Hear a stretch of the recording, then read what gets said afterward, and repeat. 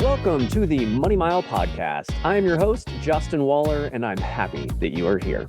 We like to think of Money Mile as standing at the corner of triathlon and personal finance. We believe that age group triathletes are the lifeblood of our sport, and we like shining the light on good people doing great things in our sport and beyond.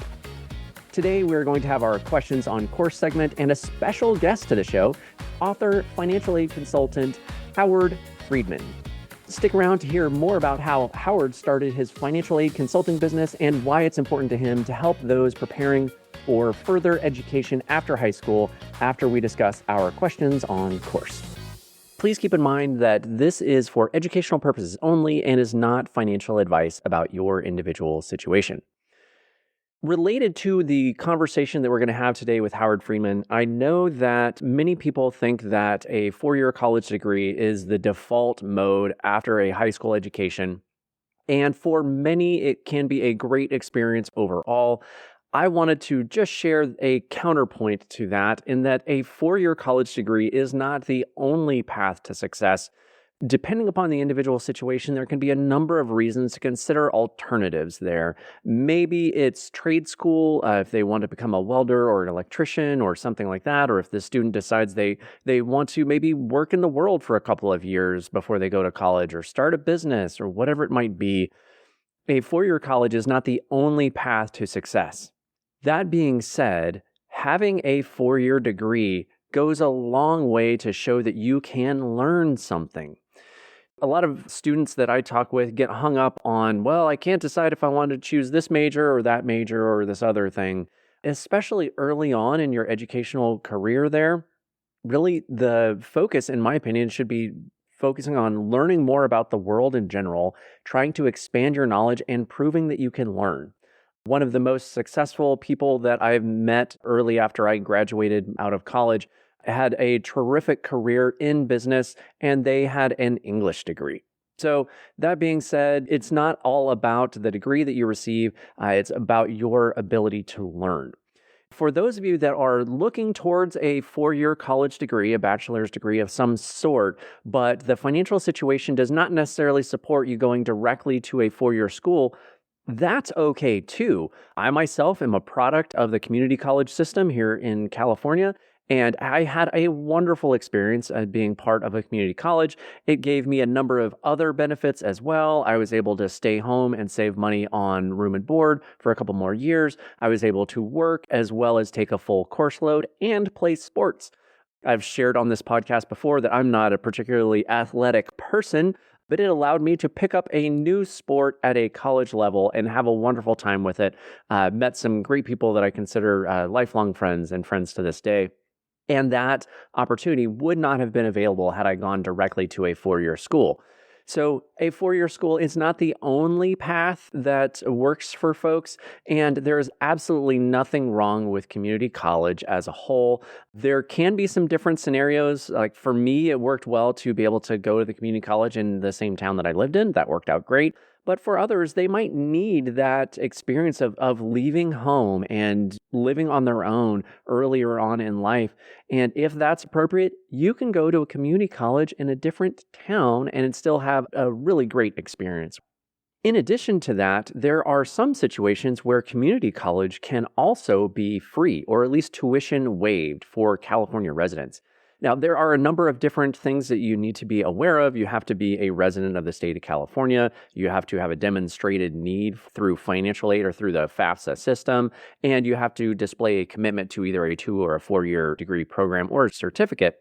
Not all majors are eligible for free tuition plans, but this is an option that you might qualify for. So if financial resources are constrained, you may want to look into that program. And again, that is one of the titles is the California College Promise Grant and the California College Promise Program. So take a look into those, and hopefully this is a valuable resource for you to help you on your path.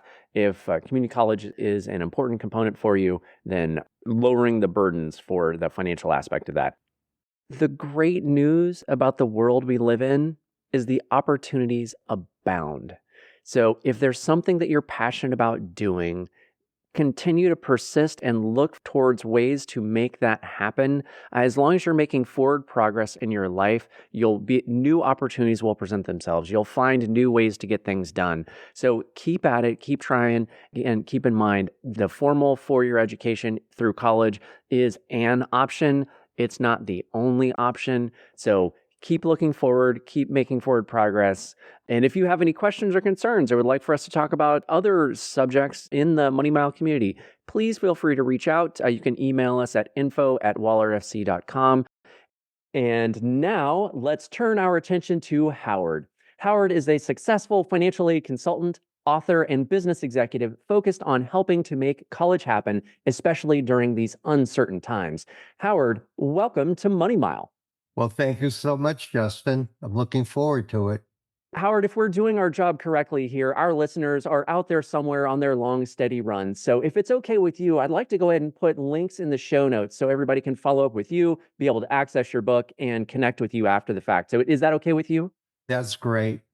So Howard, if you could, just share with us a little about how you got started in the financial aid services business. Let's start with my background. I'll try to go through that pretty quickly. I think in life, you have to keep reinventing yourself. If not, you become stale at what you do and you're not offering a lot of value. My background is I have an MBA. I worked as an industrial engineer, as a consultant. I worked in the Boston public school systems. I set up a lot of payroll departments across the country. I'm a writer. I was a member of the American Payroll Association. And over time, I think what happens, and I'm not being bragging, I became very, very good at what I was doing, to the point that there really wasn't much of a challenge left. So I was given this opportunity to work with this company, and I had mixed emotions about it. The positive is I could help the younger generation. The negative is he wanted me to sell annuities to everybody, and I was uncomfortable with that. And the reason I was uncomfortable, not anything against annuities, by no means, but I didn't think a lot of people that didn't have the money to buy an annuity, it wasn't the right answer for their situation. So over time, I thought to myself, well, I'm filling out forms, I'm doing the FAFSA forms, I'm doing all this stuff, but I have to come clean with these people and be honest with them and look at their individual situation.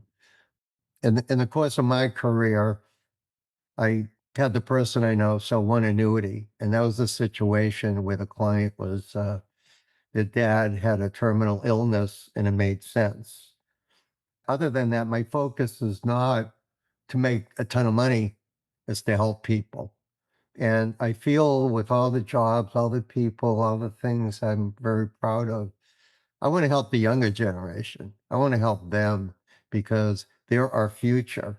And I want to make sure they make the right decisions and they have somebody who's compassionate, who cares, who listens, and is not afraid to say, no, that's not a good idea. Let me suggest this. What would you consider to be the most underrated aspect of financial decisions as they pertain to making college happen? I think the most underrated is the FAFSA form. Again, the reason for it is very simple. People that complete the FAFSA form, which makes the student eligible for at least a Stafford loan, is not the answer to everything. So there are people who make decisions. Well, I'm going to do the FAFSA form. I'm going to do that, and we'll get financial aid. And then they walk away. They walk away. They're waiting for something to happen. They're waiting for the Brinks truck to come with all their financial aid stuff, and all these armed guards are bringing in all this money they're getting. No, no, no, no, no, no, that's not true. The FAFSA is a ticket. It's a ticket to get into the game. Some people win, some people lose. But the whole process is much more involved other than filling out a FAFSA form. And I just, to kind of go on with something and, in terms of like what you do, I say that even though I'm a financial aid consultant, everybody needs a team. The team should consist of financial aid consultants and planners like you that can help the family understand what their financial situation is, because there may be things they can do. Timing is important, long term, short term. I think they need to talk to their accountant. They need to talk to the college counselors. They need to talk to other people who have graduated. They got a network. So all these people, it's not just me. You're part of the team. You are part of the team. I can't do the financial questions, or I'm not registered to do it as you are. So you can give good advice, but it goes well beyond just filling out a form. And that's what's underrated. And I think after doing all these years through complex and very simple, I think it can make people very frustrated and stressed, or it can make people feel happy, but it's no guarantee. There's no guarantee that you're going to get what you expect. You got to work at it. And it's not a solo journey. It takes a lot of people, a team to make that happen. Howard, obviously, you have a lot of knowledge and background in this space. I'd like to dig in a little bit on your book. The title is Making College Happen. Can you give us a high level overview of what the book itself entails? This is the third edition of my book. I wrote it with the intent of bringing families from the very beginning of the thought process, discussion, good discussions, and bring them all the way through college to graduation. The most important thing is to keep the communication lines going and to understand what you need to do without letting emotional decisions drive what you're doing. And the other part of it, I just don't take the position that every child wants to go to college. It's not a fair position, because a lot of students don't want to go to college. Maybe they want to become a plumber or an electrician. Maybe they want to go into the military. Maybe they want to take an online course. Maybe they want to go part time. Maybe they want to marry a rich person and go into the family business. Is a good opportunity.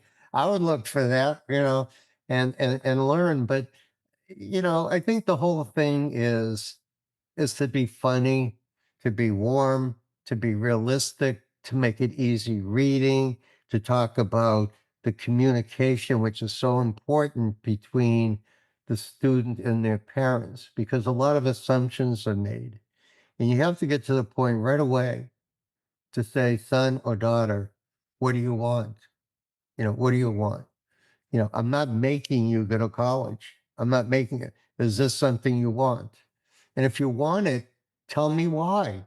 I want to know the good reason. Well, my girlfriend goes there and I want to be with her. Or I like to play golf. Or the weather's nice. And there's such a great gym there. And the food is so delicious. Oh, I love the food there. And it's so nice. We can go in the city during the weekends and they have all these clubs and on and on and on. And the parents saying this, and I've worked very, very hard for my money, son or daughter. Those are not good reasons. You haven't convinced me. Okay, well, mom and dad, I want to go to college because I feel I want to study microbiology. I know I want to become a chemist or a doctor. I know I want to get into professions that are in demand and where I can grow. Some of the STEM programs. I'm a hard worker and I will work my hardest. And if I make a lot of money, I'll repay you. That's why I want to go to college. So you got to look at those, and I put a lot of questions in there like that.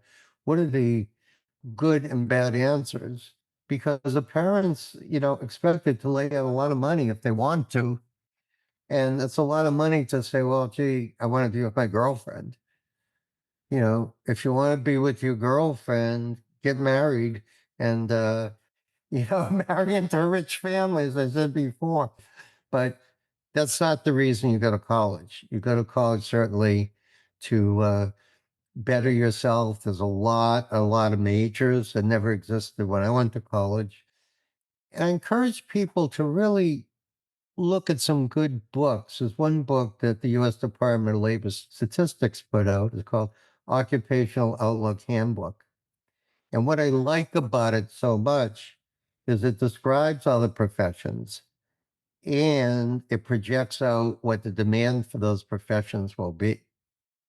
So, what's the sense of spending money going to college if you're in a profession that, like being a senior typist? No, I don't think today there's going to be a lot of jobs for senior typists or somebody shoveling coal. It's not going to happen. Again, I'm being facetious about it. But look at those professions that you're going to enjoy, that you could picture yourself in. And then don't worry if you don't have a major. That's no big deal. A lot of colleges, people are undecided, and then they get out, they get involved in an organization, and they learn. So there's a lot of really good reference material, a lot of practical material, a chapter on mistakes people have made and how much it costs them. Let me maybe give you a quick one that maybe you would appreciate. Sure, that sounds great. I had a client many years ago, and I helped them with the financial aid forms. I looked at their 1040, and the gentleman back then was making $60,000. Okay. I started filling out the form, and I said, "Oh, it looks like you're going to get a lot of aid." And then I looked at their interest, and they got like $4,000 interest. I said, that's interesting. That's a lot of interest. I said, "Oh, I just wanted to tell you, my mother's in assisted living. And she said to me, if I take her money, she'll get into assisted living and it won't cost her that much." And I said, "Well, but you have it on your name and social security number. So it's really your asset." She said, "No, but my mother said that, she'd be helping me." I said, "No, no, no, no. Once the money is yours, it's going to be reported and it's going to knock you right out of the box because here it is. You were trying to be nice to your mother and being a good son, which I think is terrific. But you acquired her assets and now you really made a mess out of the FAFSA." That's an example of how an innocent mistake without consulting with somebody can be very expensive. That is a great example. I know things like that happen from time to time, and we might not be aware of the unintended consequences of well-intentioned decisions. I know that in a previous podcast, you had mentioned that you consider there to be a difference between finding a passion versus purpose after graduation. I was hoping you could elaborate a little bit more on that for our audience. I actually can't take credit for the wisdom, but I can take credit for listening to a professor talk about it. And he was talking about it during commencement service at my alma mater. I thought it was interesting. So he said, if let's say you have a passion, you love playing board games, that's your passion. You like playing Wordle or Sudoku, or you like doing those things. You can have a passion for it. You can still go to college and have a passion for doing something. If you want to play an instrument, if you want to get involved with sports, you can have passions. We have passions every day in our lives. There's things that we really enjoy doing. But the real answer is a purpose says, why am I going to college? Why am I getting a degree? What value am I going to be bringing to society? What am I going to bring to society? So that is your purpose. You can go to school and say, I'm going to school. I have a passion for it because it's so nice. I love it. It's great. But once you get out, you have to have a purpose in life to say, that's why I'm here. And what kind of value are you going to bring to society?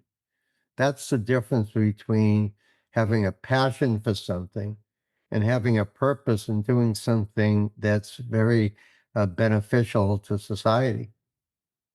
That's wonderful. I would certainly like to think that the graduating seniors out there looking forward to college and beyond would be able to have both of those things in their lives as they move forward. Have the things that you're passionate about and also have the things that bring you purpose in your life and you feel confident moving forward. Success means different things to different people. And I'm curious at this point in your career and how you're helping folks, how would you define success? I define success as being happy with yourself, feeling self-confident, to realize that you've made a difference in somebody's life. It's not a matter. When I was younger, I measured success in how much money I made, because that was a monetary thing to say, look, I'm successful and make a good salary. I have a nice home, a nice car. I must be good because I'm successful. But I think as you mature and you have all the things basically that you want, then you have to have, again, going back to this passion and purpose.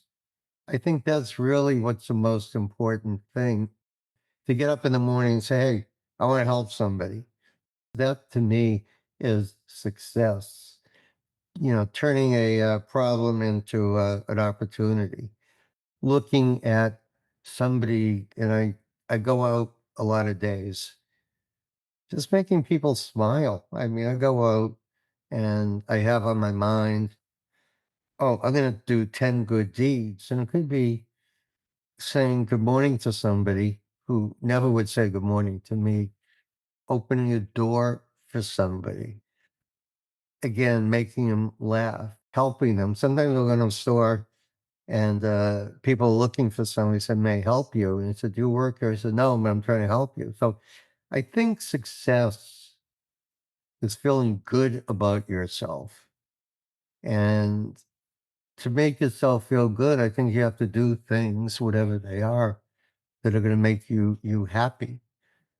I read a lot of articles. Some I think are really good. Some I may spend a week on, because it's not at the point that I really like it and say it's a good quality to help people. And I have like almost 30 articles on my website.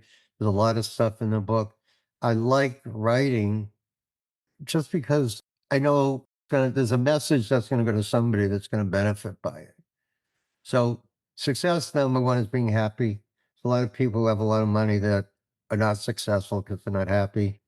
And I think helping others gives you a sense of inner peace, knowing that you made a difference in somebody's life. Yesterday, I was at the Children's Hospital. I like to donate blood for the Children's Hospital, but unfortunately, I'm having some surgery.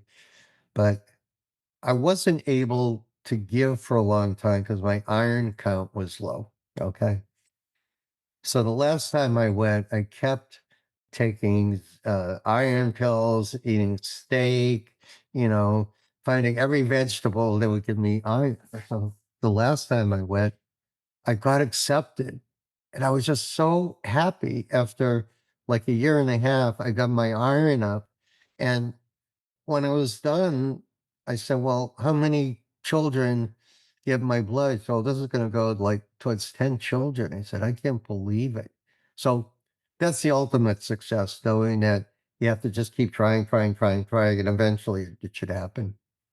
That's wonderful, Howard. And I certainly appreciate your contribution to the world at large. And I think we'd probably all be a little bit better off if we look towards helping our fellow person throughout the day, whether it's 10 particular actions or whatever it might be. But if we went into our daily operations with the thought of, hey, how can I help somebody else today? I think Mhm. that might improve the overall situation quite a bit. I'd like to get a little bit more tactical and kind of get into a couple of more specific areas around financial aid and how you typically help people, if that's okay. Sure. The majority of the clients that I typically work with and lots of the folks in the Money Mile community typically find themselves in a situation where maybe they think, oh, I make too much money to qualify for financial aid, or I have too many assets, or something like that. And you mentioned earlier that you view the FAFSA as kind of the ticket in the door to start to have those conversations. Is there really a point, whether it be income or asset level, that you think is oh, hey, if you're over that level, don't worry about additional financial aid opportunities? Or is it really all people should be entertaining options? I think to answer your first question, and I have clients from all economic means, Okay. the FAFSA is the only avenue per se to enable a student to get a small loan. It increases from 5,500 up to 7,500 over time. And it also gives them an opportunity to establish credit, which a lot of students don't have credit. So to take a small loan and to have part ownership in your education, I think is great. Now, there's several types of aid, two in particular. There's need-based aid. So need-based aid is determined from the FAFSA form. So in a nutshell, what that is it comes out with a number, bottom line number called SAI. That's Student Aid Index, Student Aid Index.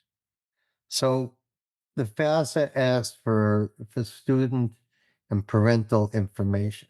Okay, again, without getting into all the details. So it comes out with a number. Let's say the number is $20,000. All right, but the school cost 80. So the family's unmet need is 60. So it's a difference between the cost of college and your SAI. So that's the basis on which colleges determine how much unmet need is it and how much do we feel we can fulfill that need with the combination of maybe, grant scholarships, work study, extra parental loans. So no, it's not a waste. If the family is very, very poor, they may qualify for a Pell Grant or get a subsidized Stafford loan. So they're not losing anything. And, needy families can go to not so expensive schools. The other thing that I want to digress a little bit to is merit based aid. So now we look at that's the aid based on the student's merit. So you could make a lot of money, and the student could be really super bright and super wanted and get a merit based aid program. Now, you can get it from the college, or you can go on the outside and look for scholarships and loans. But the main thing that I tell a lot of people is when you communicate with your child, be clear as to how much you can afford. So if you feel up front, I can only afford $20,000, that's the most you're going to get from the parent. And then the student has to decide if they want to go to college, how much in loans, how can they countersign loans?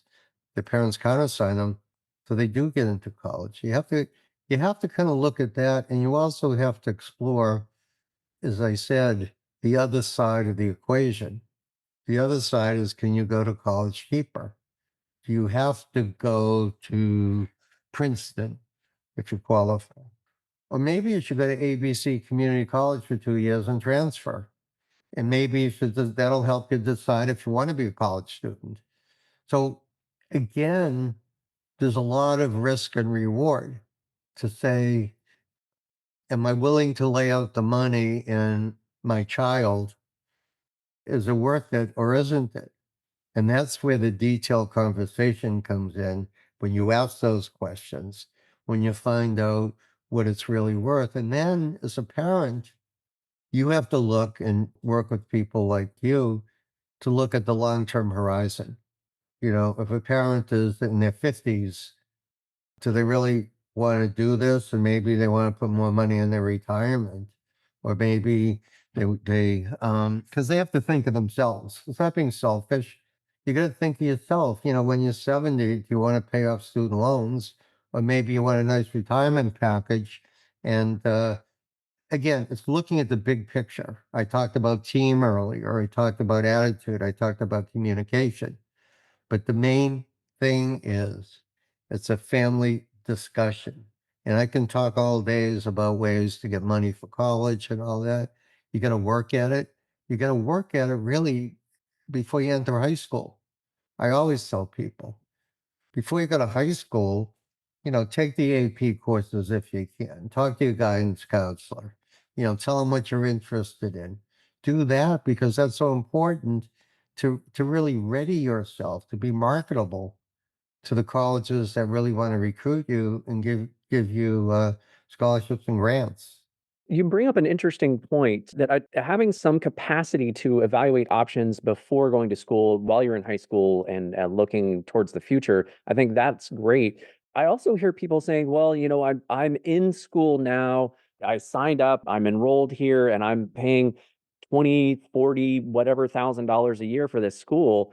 Are there any opportunities for people once they're in school to be able to say, oh, hey, can I still get additional support or additional resources once they've already enrolled somewhere? Or at that point, is it too late?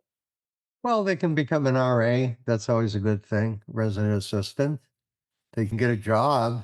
I mean, I know there's a lot of jobs. They can maybe get internships.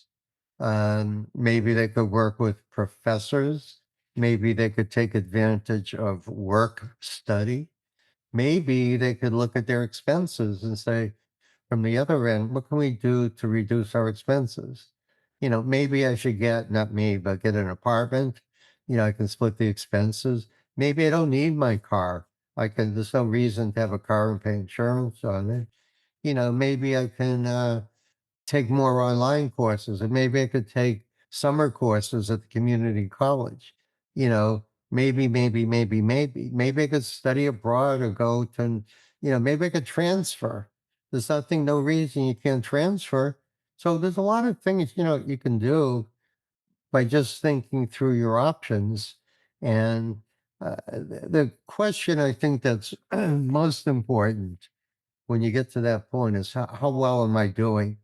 If you're a C student or a D student and you're still in your sophomore, junior year, I think it's time for the parents and the families to have a nice talk. I really do, because, think about it. Why throw money at something that's not producing? And Mhm. I would expect from my children that are in college anymore to get a progress report. I think the worst thing to do is not know what kind of grades and how well the student's doing, and then talk about it every year. Talk about it. I was expecting, I'm disappointed that you got C's and D's, and I'm not going to pay for this. I got to tell you, I'm not going to pay for this because you're going to get out of college. You're not going to get a job, other than working maybe at Walmart or something. And I just don't think at this time, I think maybe go to community college, but I'm not paying anymore. You didn't hold up your end of the deal. Well, I love the idea of the family conversation and looking at college, looking at education in general as an investment. Maybe that particular institution isn't the right fit for that person, or maybe the major is just the wrong fit and they need to find something else that isn't necessarily resonating for them. But the family conversation, I think, is a great one. And also making sure that the students are understanding it is a financial commitment. It's not an open checkbook for the next 4 years and go off and goof off and have a good time. And we'll see you 4 years from now.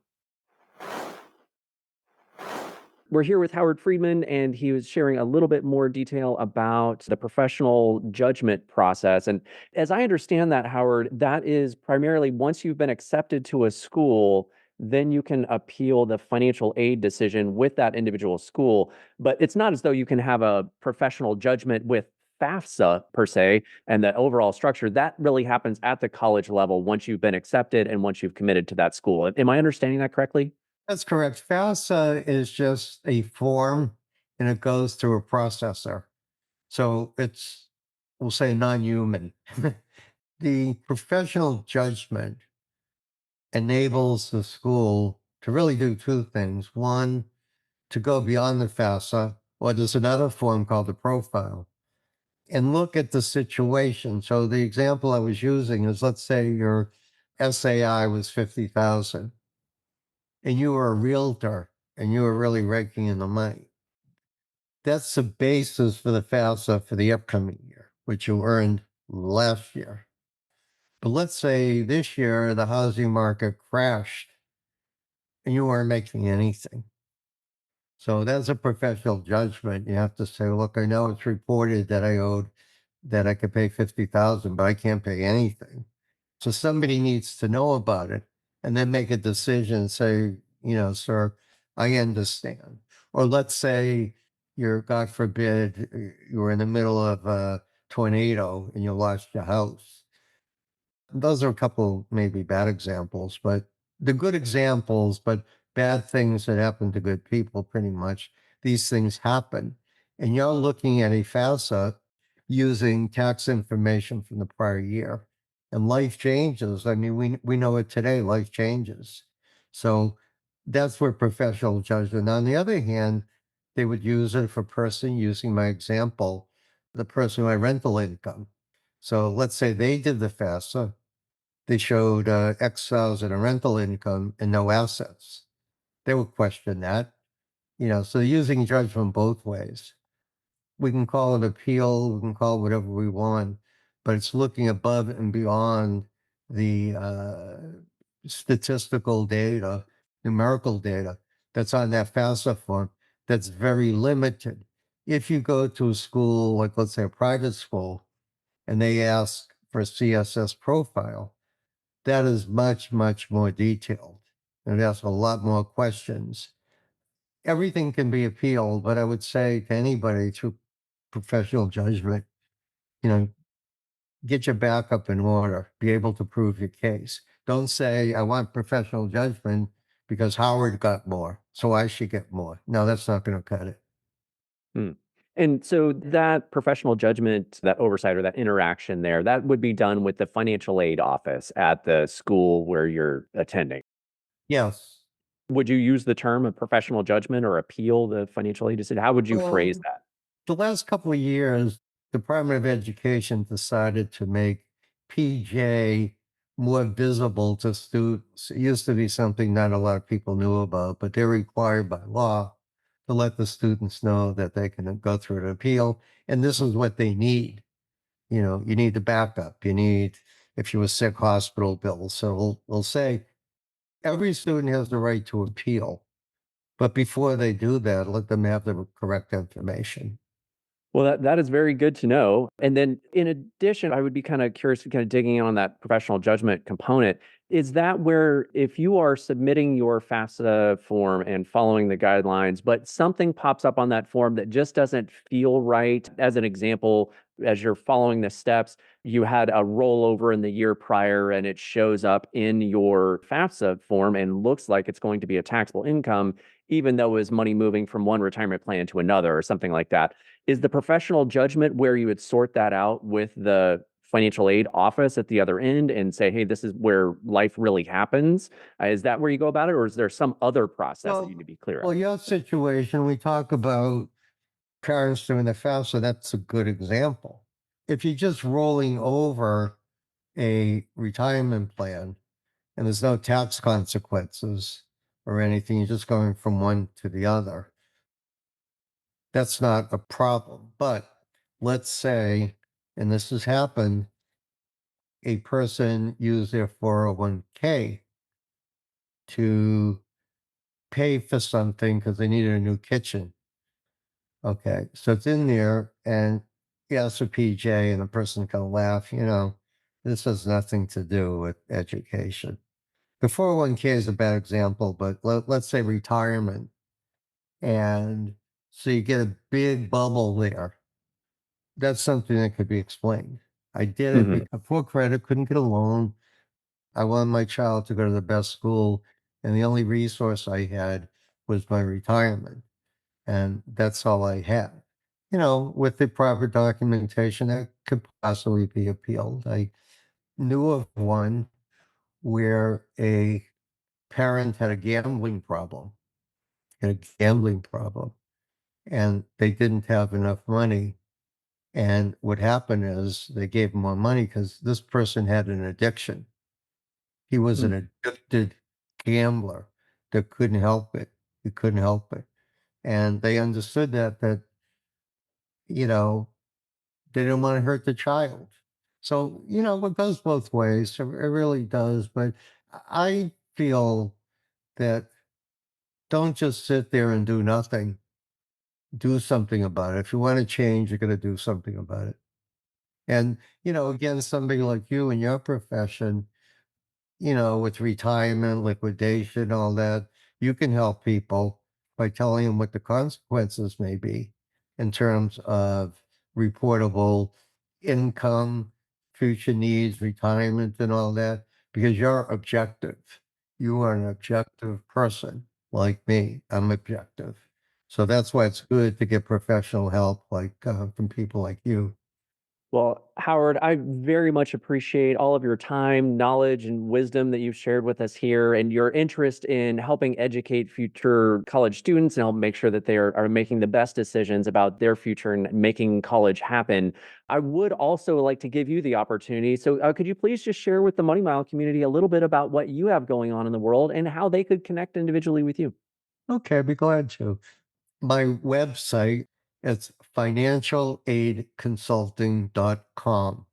The website has a lot of articles in it, a lot of good information, and also contact information. I do talk to people all over the country. I do it via Zoom and phone and whatever, and I'm delighted to do it anyway. The second thing is my book, Making College Happen. It's available on Amazon. It's a good book to kind of get you through the process and elaborate on many of the things that we discussed today. It's honest, it's sincere, it's easy reading. I think it's a really good investment. And again, I'm not, as I said earlier, I'm not in it for the money, but I think it'll be a good tool to help you before you jump into something and you're not sure what you're doing. And thirdly, I'm doing podcasts. I write a lot. I enjoy what I'm doing. I have a purpose. My purpose is to help all of you. And I hope some of the things that I shared with you, you'll be able to use. It'll help you to be a success in the future. Howard, that's wonderful. So I thank you very much for your time and attention here today. To the Money Mile community, we will have the links that Howard had mentioned in the show notes here. So when you get back to your computer and you check your email as part of the newsletter, you'll find all the show notes there as well. Otherwise, Howard, thank you so much for taking the time to come on the show. It was a pleasure getting to know you, and I wish you all the best in your future endeavors. Well, the same to you. And again, thank you for this great opportunity. I hope this episode of Money Mile was valuable for you. If it was, please share the podcast with your training buddies and friends. Keep in mind that if you work out, everything else will too, and we'll look forward to talking with you next time on Money Mile.